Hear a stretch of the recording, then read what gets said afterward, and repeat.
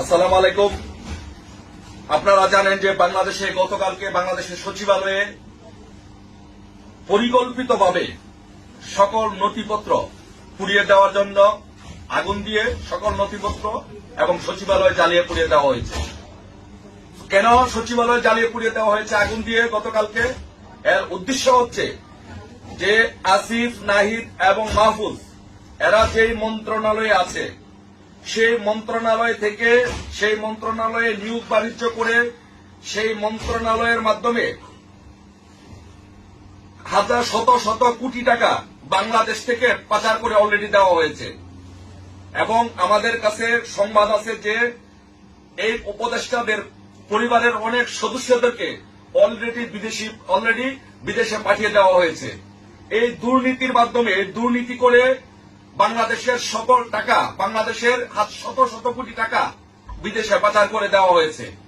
এই দুর্নীতি যেন কেউ ধরতে না পারে, এই জন্য সচিবালয়ে আসিফ, নাহিদ এবং মাহফুজরা যে দুর্নীতি করেছে তাদের দুর্নীতি যেন জনসম্মুখে না আসে, এটা যেন প্রকাশ না পায়, সেই জন্য এইখানের যত নথিপত্র আছে সবকিছু জ্বালিয়ে পুড়িয়ে দেওয়া হয়েছে, যেন ভবিষ্যতে যে সরকার ক্ষমতা আসে তারা যেন এটাকে ট্রেস করতে না পারে, তারা যেন এটাকে বের করতে না পারে। এই জন্য সচিবালয়ে পরিকল্পিতভাবে আগুন দেওয়া হয়েছে। আর এই সচিবালয়ে আগুন দেওয়ার ফলে যেটি হচ্ছে যে সারা বাংলাদেশে সচিবালয়ে আগুন, মানুষ হত্যা, মানুষ খুন, মানুষের বাড়িঘরে অগ্নিসংযোগ, লুট, চাঁদাবাজি, ব্যবসা প্রতিষ্ঠানে হামলা, গার্মেন্টসে হামলা, গার্মেন্টসে আগুন, এইগুলোর কারণে বাংলাদেশে যে একটা অস্থিতিশীল পরিস্থিতি বিরাজ করছে, সেই জন্য বিডিআর এর মধ্যে, সেনাবাহিনীর মধ্যে এবং প্রশাসনের মধ্যে একটি অস্থিরতা বিরাজ করছে। এই বিডিআর এর মধ্যে, প্রশাসনের মধ্যে এবং সেনাবাহিনীর মধ্যে যে কোনো মুহূর্তে বিদ্রোহ হতে পারে। বিশেষ করে বাংলাদেশ সেনাবাহিনীর মধ্যে সেনাবাহিনীর অফিসাররা বিশেষ করে বেশি সংক্ষুব্ধ এবং তারা বিদ্রোহী হয়ে উঠছে। কারণ বাংলাদেশ সেনাবাহিনীর একটি সুনাম আছে, সুনামের সহিত বাংলাদেশ সেনাবাহিনী দায়িত্ব পালন করছে। কিন্তু ইনুস যখন অবৈধভাবে আদেশ নির্দেশ দিয়ে এই অন্যায় অবিচারগুলো করাচ্ছে, মানুষকে খুন করাচ্ছে, নির্বিচারে মানুষের উপরে হামলা করাচ্ছে, এই জন্য সেনাবাহিনীর যারা দক্ষ এবং সৎ অফিসার তারা ইনুসের এই অবৈধ আদেশ নির্দেশ মানতে নারাজ।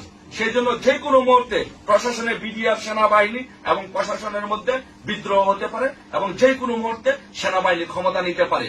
আমরা দেশপ্রিয় শান্তিপ্রিয় সেনাবাহিনীকে আমরা আহ্বান করব, বাংলাদেশে যে পরিস্থিতি বিরাজ করছে সেই পরিস্থিতিতে আপনারা ইনুসের কাছ থেকে, সুৎখোর মহাজন ইনুস গংদের কাছ থেকে এই দেশকে রক্ষা করতে হলে আপনাদেরকে ক্ষমতা নিতে হবে।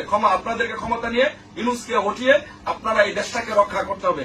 কারণ ইনুস হচ্ছে বাংলাদেশের মানুষের উপরে নির্বিচারে গণহত্যা চালাচ্ছে। অন্তঃসত্ত্বা মহিলা থেকে নিয়ে বাংলাদেশের যেভাবে মানুষের উপরে হামলা করছে, মানুষের উপরে অত্যাচার নির্যাতন করছে, এটা বাংলাদেশের ইতিহাসে, পৃথিবীর ইতিহাসে এরকম মানবাধিকার আর কোন লঙ্ঘন হয়নি।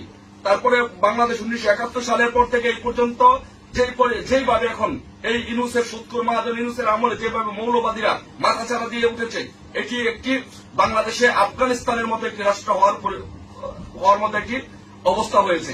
তাই বাংলাদেশকে আফগানিস্তানের মতো দেশ থেকে রক্ষা করতে হলে, বাংলাদেশকে পাকিস্তানের মতো একটি জঙ্গিবাদের দেশ থেকে রক্ষা করতে হলে, বাংলাদেশকে রক্ষা করতে হলে বাংলাদেশ সেনাবাহিনীকে, আদর্শিক সেনাবাহিনীকে আমি মনে করি এখনই এগিয়ে আসতে হবে। আশা করি বাংলাদেশ সেনাবাহিনী আমাদের দেশকে রক্ষা করবে, দেশকে রক্ষা করে এই ইনুস বাহিনীকে বাংলাদেশ থেকে পরাজিত করবে। সবাই ভালো থাকবেন, সবার সুস্বাস্থ্য কামনা করছি। ধন্যবাদ। জয় বাংলা, জয় বঙ্গবন্ধু।